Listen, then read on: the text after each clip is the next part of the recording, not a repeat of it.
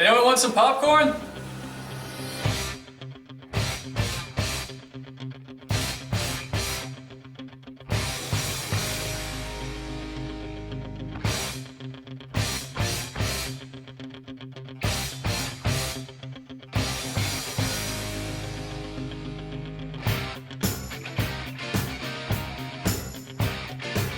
Americans consume more popcorn than any other nation in the world.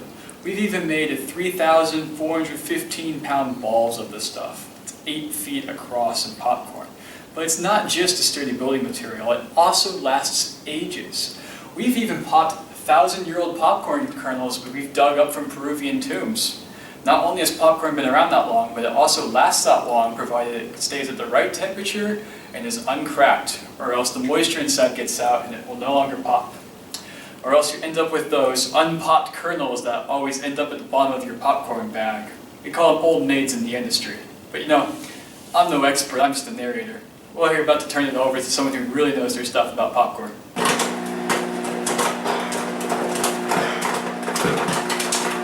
Popping was actually one of the first uses of wild corn.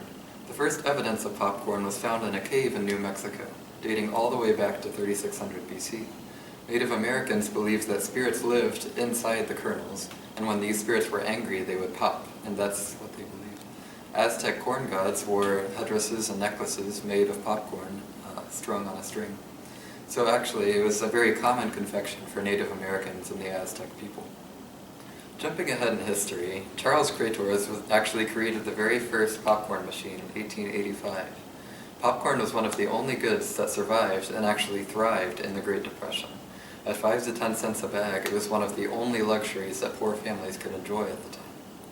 Microwaves came along in the 1940s, and nowadays Americans consume almost 17 billion quarts of the stuff every single year. National Popcorn Day is January 19th, so don't forget it next January. Now we'll take you to a classroom where we'll be talking about the structure of popcorn.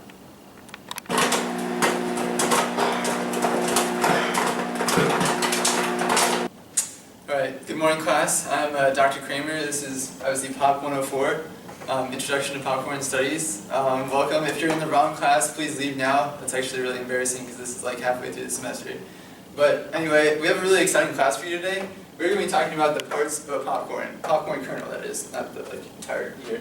But parts, we have the endosperm at the top of the kernel, right there, and then the starch is right here. It's also called the hull, but that's kind of surrounding the germ in the middle there. The germ in the middle is also this water droplet, and that's very integral into the part that creates the popcorn popping, because without the germ, obviously it's not going to pop.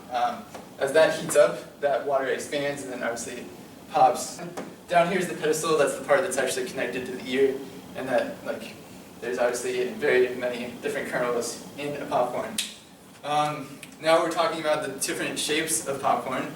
We have 2 different shapes of popcorn. We have the snowflake and the mushroom. These both look as they sound. One looks like a snowflake, one looks like a mushroom. I would draw it out, but I can't draw, so I think you guys already know that. But there's actually a big discussion as to whether it's actually a snowflake or a butterfly, because they look really similar, and then it's a major discussion in the popcorn community. I'm not going to go into that just today, but maybe next class, if you remind me, we can get into that a little bit more. Another thing for you to know is that popcorn has the most protein of any other cereal grain.